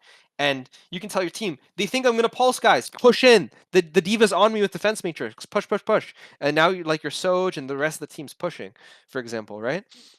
So, and then, yeah, I'm going to use this clip as well. You can see it here, right? So we're skating in, right? We turn. Him turning like this, the defenseman sees it. He knows that he's going to pass there. That's like his posturing, right? His posturing, in my opinion here, he wants to shoot. Like this guy's showing his team like, hey, I want to fucking shoot, right? And, so they want to pass to him to make a play, right?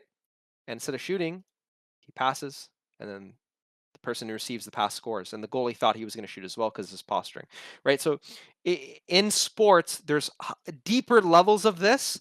And I was just showing how you can apply this to Overwatch and how that can make you a better player is from understanding these concepts, etc. as well. And I think it is related to that. So yeah, you just have it. Oh, from earlier. I had it in the notes from earlier. Oh fuck. On ladder tanks sometimes will look where they're going to jump before they do it. Exactly. It's like Winston trying to like look before they jump, and then they just like, you know what I mean? And you can kind of like get out before they try to jump in, etc. So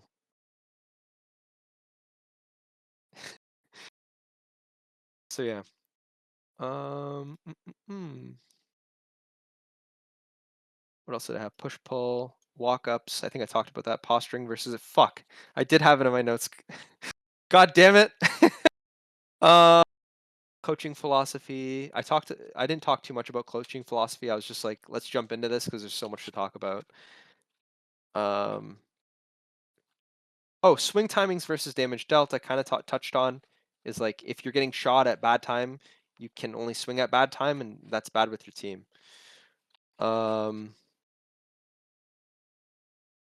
So yeah.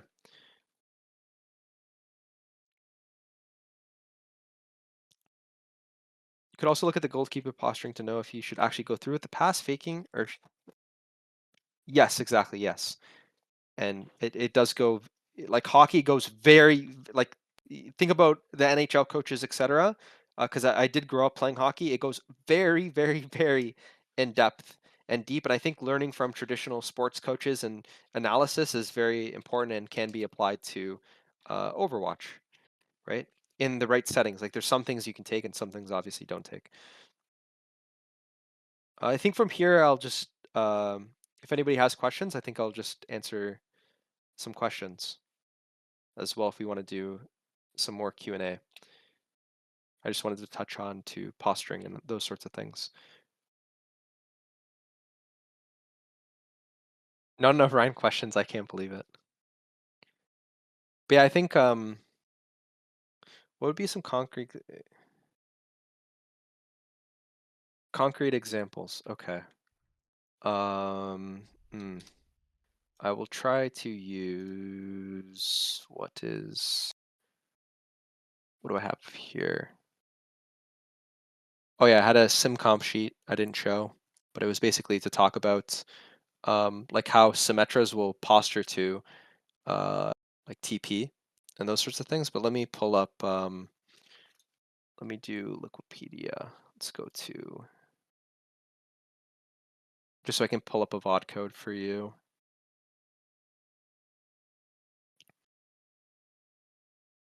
I'm going to use amplifies matches because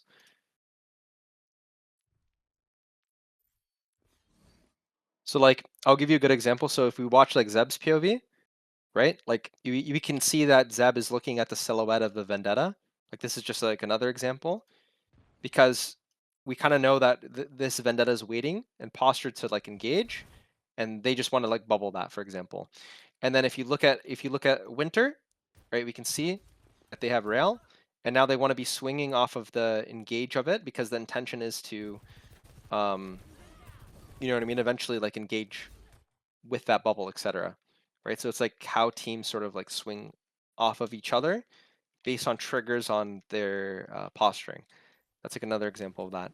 You can see it in teams when they're like setting up for ultimates, stuff like that, etc. Like what they want to do and what their intentions are based off of, based on what they're looking at, right?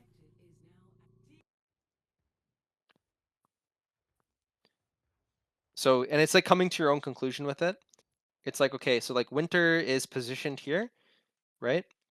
They're looking at different things. So the idea here, like they're postured just into the choke to look at things and shoot things. So the intention is probably just to go back and scout, right? So then now we can determine that Winter's playing here to scout.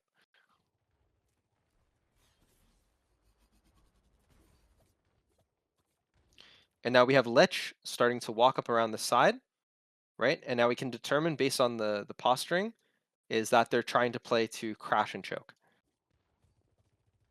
Quick based on question, how they're Express. walking up and down. Some people are Yeah. asking questions on the things you're saying currently. Do you want me to like interrupt with those questions so we don't go like past the like spot in the Yeah. VOD or something? I'll read as well. Okay. I didn't know if you want to just stuff or follow ups. What would be concrete examples? Okay, because I think they're talking about it. Which was not looking at the enemy team. He's probably not going to do anything to throw a sword. Which means Zeb does not have to go. Yeah, okay. It's kind of all being answered in the chat. But yeah, you can throw it out there. Go ahead.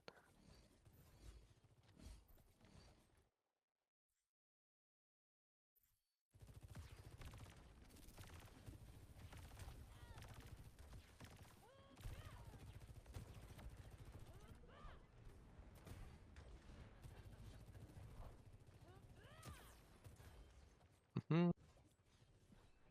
I'll try to find. Yeah, this game was kind of like a stomp, unfortunately. But yeah, I'll try to find some better examples. Like here, I can see like the posturing of Winter. Like he wants they want to look for a rail, right?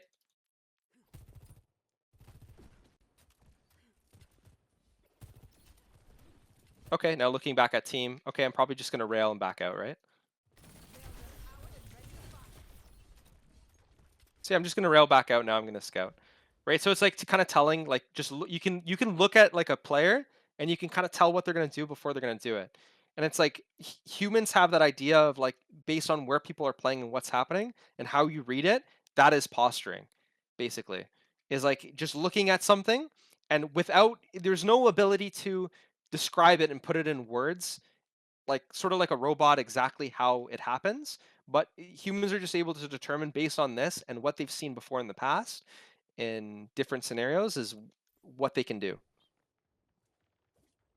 right? Like what they're typically going to be doing because they're set up like this, right? Like for example, when a hockey player raises his stick, it's typically because he wants to shoot the puck, right? And this was a good example. You see how they bubbled early, right? This is a good example of like reading posturing kind of bad, right? Because I don't think Lich was like ready to sort of crash out. They were still trying to figure out where they're going to go, right? We kind of bubbled early, but then they try to walk forward to make more of the bubble, but it's like, eh.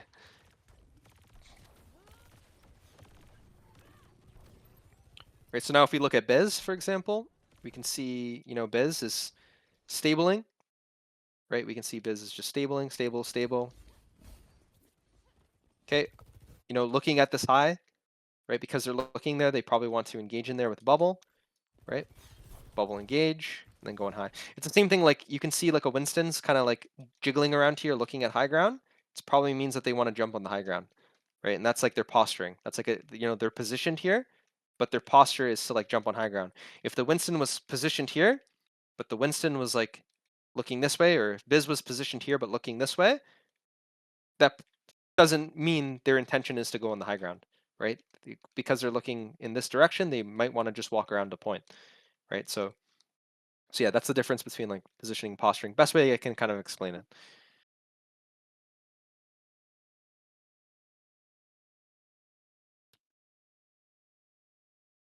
Yeah, when you see Ryan's little rat eyes, he's going to shatter you in the next second. Yeah, and that's like, you know, Ryan versus Ryan. It's like, why is this guy better? You know, how can he hit more shatters and everything? You can just kind of read the plays.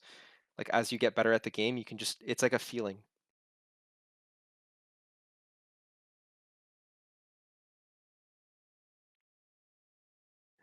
Um, but yeah, that's all. That's all for me pretty much. I think I touched on a lot of things. So yeah, I just want to end it off with Q&A. Wait for some questions and everything. I think I touched a lot on some maps and posturing and everything. I don't want to make it too long and, you know, talk about everything because there's 7 years of of things to talk about, and I can go deeper and deeper into onioning and layering and how it works differently. When you want to play aggressive, what comps are worse and what comps are better at layering, right? Matters as well. So you have to like layer differently for those specific reasons. But yeah, you know, I think it's best to leave it at this. Do you have any VOD or clips showing layering fights or where you have kill boxes leading up to the main fights? Um, honestly, I could just use this clip right here, right? Like they're fighting before, but they know in this team fight that the main fight will eventually happen on point, right? And that's when they start committing, you know, like Seeker uses high noon on point, etc. But the goal there was just to get, like, it wasn't to find, like finding a kill is a big plus, but they knew this fight would end on point. So that could be an example of like layering defensively. But if you look out there and you look at a lot of slower comps, like a lot of Ram, Tracer, Cass, like in those metas, like the season one of Face It metas, you'll see a lot more layering because again, layering defensively like that matters a lot more in different compositions. So it depends on your comp is where it matters more or less, right? Like I think Zarya Vendetta layering doesn't work as much because Vendetta has to turn around and throw the sword to get out. So it's a lot harder to get out, right? So most of the time when you are going in, you're committing and you're using the ideas of layering and vision aggro more towards your advantage when you're engaging in those comps. So that's why angles are very important because if you take angles, you're taking some of the vision aggro / attention as a resource. Me and my team struggle playing versus Vendetta. Any tips? Wait till the 10th because the patch is coming. I'm just joking. Uh, take wider angles, mark Vendetta more. Um, where you're playing, okay, I'll give you a good example from Servasa from this game. This will be like a perfect example for you, like a little tidbit of advice. What was it? It was QGF. Okay, so This is a team fight I think we played bad as well. I mean, Amplify. QG. Where is it? It should be at the bottom right there. There it is. Sorry about that.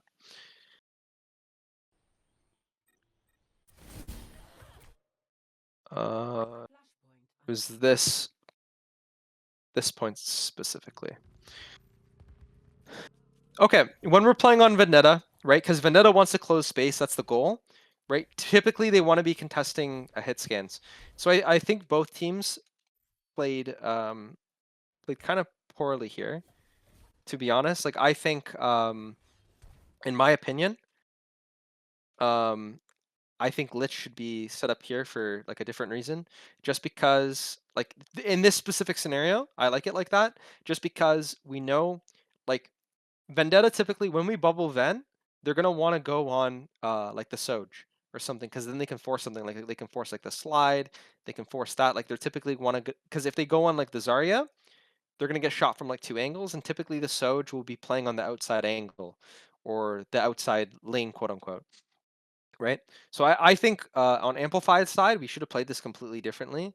Like typically you want your Soj on an outside angle, so I think our Soj should be walking through here, even our Vent should be walking through here. But knowing that Soj is playing here, like their Vent could have been playing there, because we're gonna have to crash with Bubble on their Soj.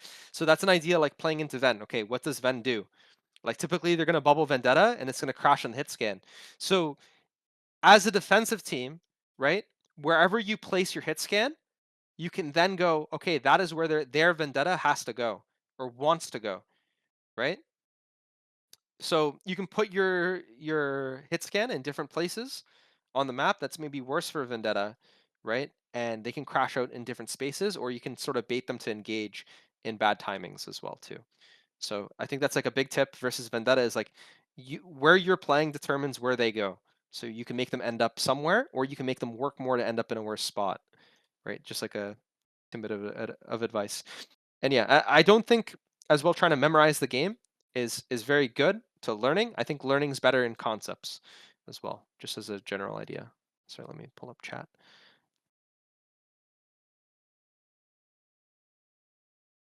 Can you explain how Toronto? Okay. Yes, I can explain Dorado second. I can't believe I didn't do that.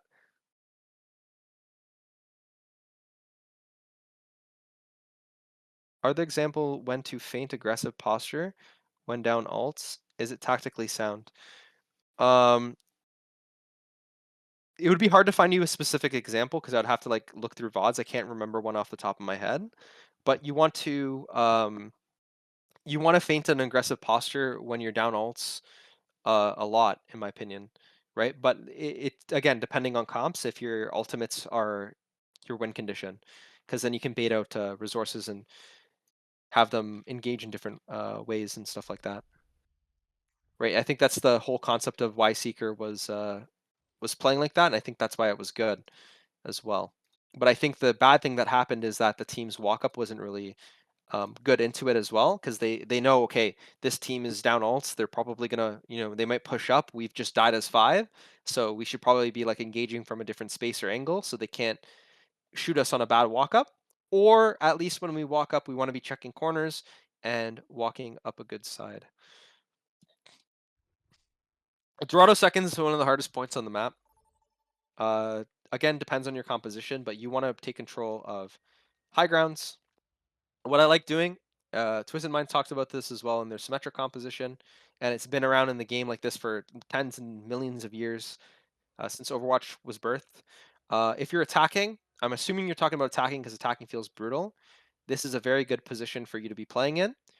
Here you can just push the cart to somewhere like there, and then you can try to, you know what I mean, like stack support alts to try and win/take a team fight.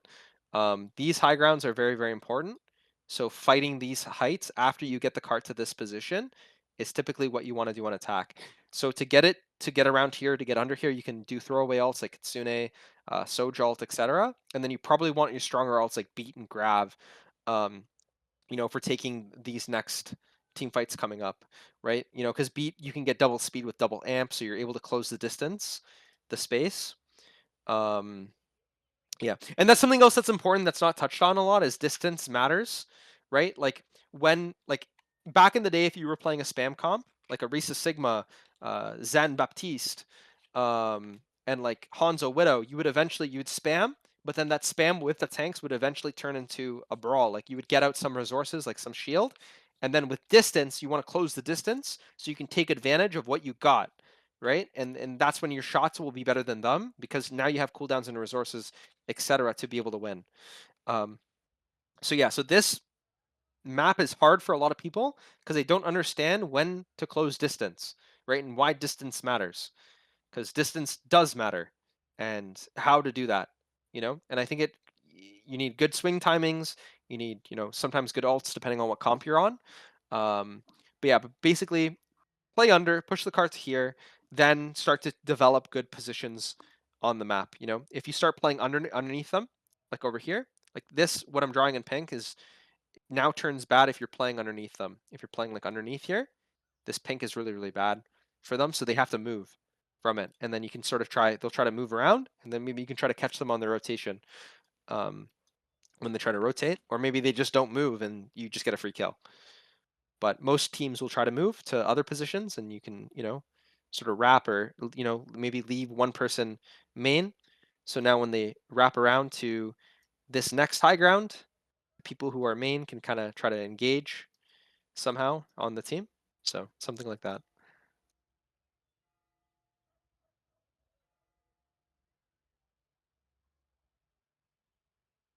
I'm telling you, you can't go around calling Kitsune a weak ult.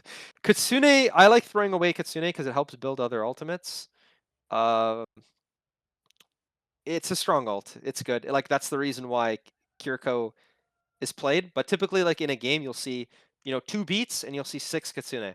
So something that comes back a little bit more. It's like less of a commit is a better way to put it. Is it better to force meta heroes on or characters I'm better at mechanically and can do better on? Okay, I talked about the melee theory, right? Smash Bros. Melee. You look at it, like, okay, these heroes are like the heroes that will always be good are Lucio, Soj, Curie, because yeah, Curie's ult is one of the reasons why will always be good because it's very strong. It's a good ultimate and it comes back very, very quick, right? Many times. Um, she can contest lanes. She has Suzu for basically the parry. Lucio's speed / beat is like unbeatable. It's the strongest ult in the game before Vendetta came, in my opinion. I think Vendetta ult is like really broken. Soj, Rail is just busted. Just having the ability to one tap, or like put people to 1 HP across the map is really good. So it's like you use heroes as tools to help you. That's why those heroes are meta, right? If you look at Vendetta as a flex DPS, they can close space in a way like Tracer, zone the map, etc. Just better in like different ways. It's like so it's like people use the heroes as tools to fit their play style more than they use the heroes because the heroes are good. It's just the good heroes are like the meta because are the best tools to use in the strongest playstyle available at the moment. So like at the moment in the meta, ultimates matter as a win con. Um, you know, like yeah, so like ultimates matter as a win con. Zarya's Grab's going to be good. Bubble helps the Vendetta a lot, right? You can use Diva Defense Matrix and fly in to help your Vendetta get in, or you can use like a Rein Shield and charge, but it's just like Zarya's bubble is just easier to do. Plus Zarya high charge is like really good.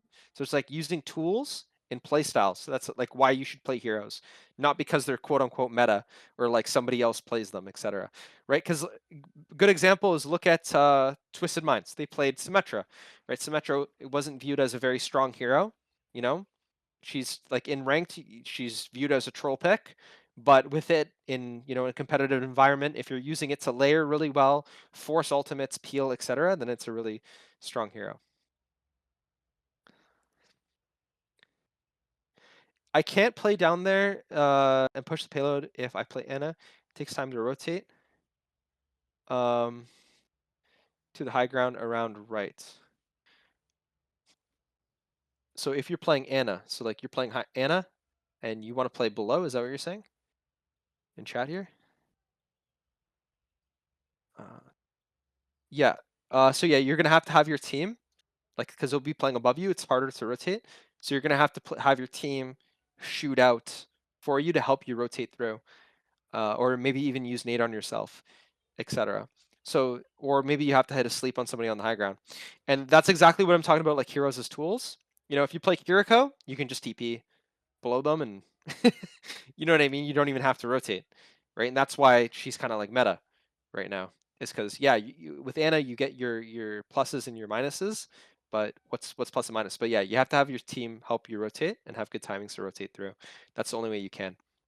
But and you want to be disciplined using cover, you know, and playing against the wall as you rotate.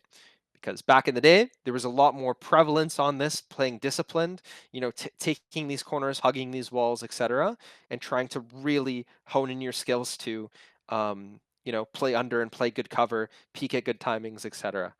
Right? So you could do that better, and it'll be harder. In my scrims, when I play Soj and Tracer, Tracer's not good right now, in my opinion. It doesn't work as well, but when I force Ash, Soldier, Widow, it is free. So Soj, I would say maybe VOD what you're doing wrong, because like I don't think you should be struggling on Soj most of the time.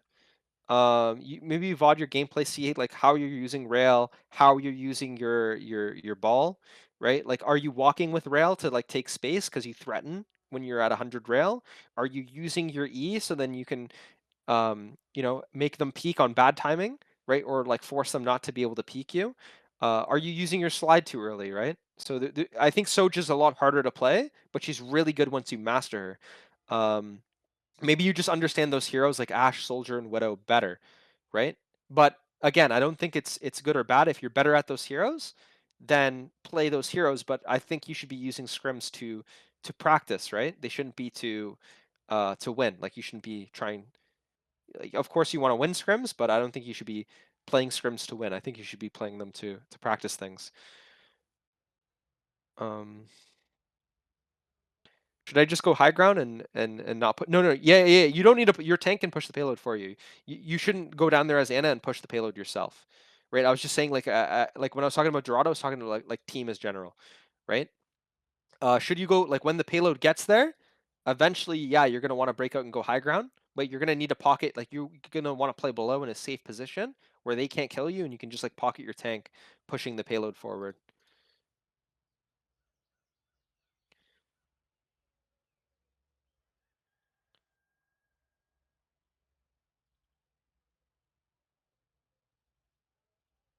Is there any more questions as well? Or did you get the one from Soren? Soren at 454. Maybe I missed it. Thank you. Can you talk about maybe the theory of push and holding really strong positions, the lead, instead of always trying to push them? Kind of abusing the fact that they have to walk into you. Do you have any disagreements with this mindset? No, I don't have any disagreements with your mindset, and I think you should try to always look towards playing ahead of the payload a little bit, because you know it gives space for payload to push back, and it makes it, you know, like for Dorado second, for example, they're going to have to play under again if they lose that team fight, which they don't want to. Um, the strong to push, like some teams like Instinction, they'll always like push out to spawn as well and like try to hold even if payload's here, right? Like they're a team that like you really want to have like disciplined walk-ups and you know pushes and being able to spam them out. But yeah, basically like if payload's here and you win the team fight, you want to be pushed up a little bit more because it's a lot harder for them to get in for next team fight, right? But again, that goes back to the thing of layering. Like we can shoot them a little bit here, we can shoot them a little bit here, but when they go to this box, they obviously won't walk here, but when they go to this box is when we collapse and try to kill them. So, like, if you know what team's trying to play under, if you punish the rotation, if they have a bad rotation, the Kiriko, TPs, Suzus, they use AMP to rotate, they use two bubbles to rotate, and you're playing above them, maybe it's a good time to drop and take a team fight. And you all don't have to drop and swing from this angle. You can drop from here as well, so you can make a pinch on this low ground, or you can drop from here too, right? So it's like, when do we drop to take this fight, right? As soon as we drop on Dorado second, you're fighting. There's no going back. There's no, we're pulling out of this, or we're just like layering. You're fighting as soon as you drop off this high. So it's like, yeah, it's like understanding those and how to do that really, really well. And that's when layering defensively is good. And there's some ways you can layer defensively, like if you're playing Vendetta. Remember how I said it's sometimes harder for her to do it? Because like if you're playing Vendetta right here, she'll have to turn around and then like go back with her sword to the team, and then she's facing her back to potential enemies here, and she might be able to die, right? But if you play into it, so you have your Ven here and play kind of through them, right? Like she backs up like through them or something, and she has peel from her team, or she's playing here, for example, and she swords back up here, but she's playing through them and getting out some CDs, doing some damage, playing through them. That's going to be really, really good for peeling defensively, like with Vendetta, for example. So there's a lot of heroes where it goes more in depth with that.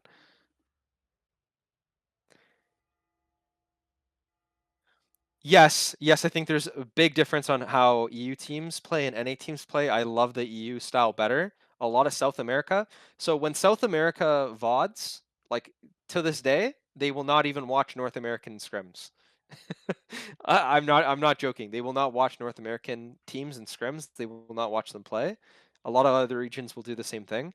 I think EU, they put a lot more emphasis onto Noctoriously. Like they were besides goats, they were some of the first people to be playing triple tanks. I think they polish their like their comps a lot more. Like their comps are a lot more polished.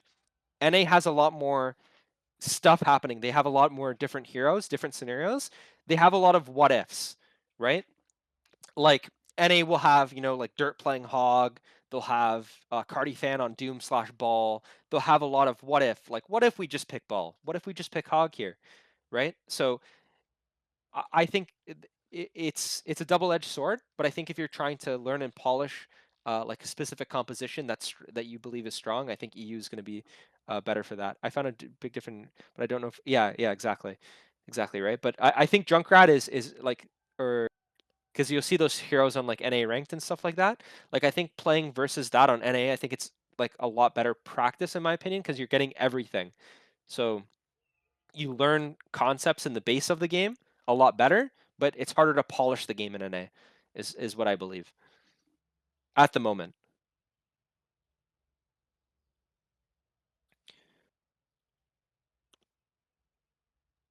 Right. So we're roughly hitting time anyway. We're a little bit over our 2-hour mark. I think we're coming up on the end of questions as well, right?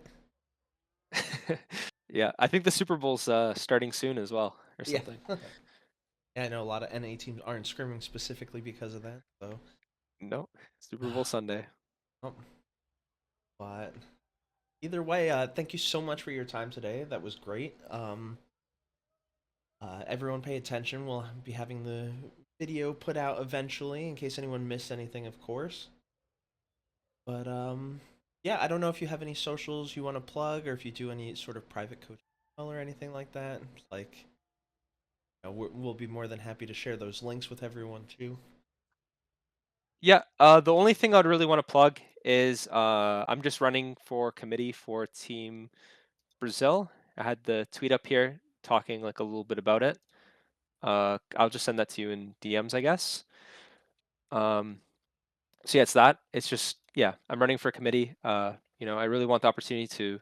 I've worked with every player from past Team Brazil, etc. Um, I really want the opportunity to represent South American team at an international stage. Um, and yeah, besides that, for paid coaching, I do some paid coaching. I work for free a lot of the times, just because of a passion. If you're from South America, that is definitely a plus. Um, but yeah, I typically do VODs like one-on-ones or with team for 25 an hour, depending on the team. Um, so yeah, but sometimes I come in for teams for free. I'll always be around to answer questions for free. So if anyone has any questions about something specific, you can also always DM me. Um, In my personal life, I work full time and then I go to scrims 6 to 8, then 8 to 10.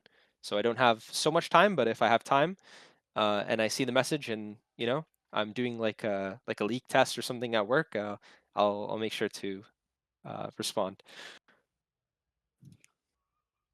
Great, sounds great. And thank you all for being here. Have a great rest of your Sunday, everyone. All right, take care. See you, and yeah, thank you for having me. I appreciate it a lot, and it's feels like a lot to get off my chest to be able to come here and talk about some of the coaching theory that I learned in that region for 7 years, etc. A lot more that I would love to talk about, but don't want to make it too long as well. All right, take care. See you guys.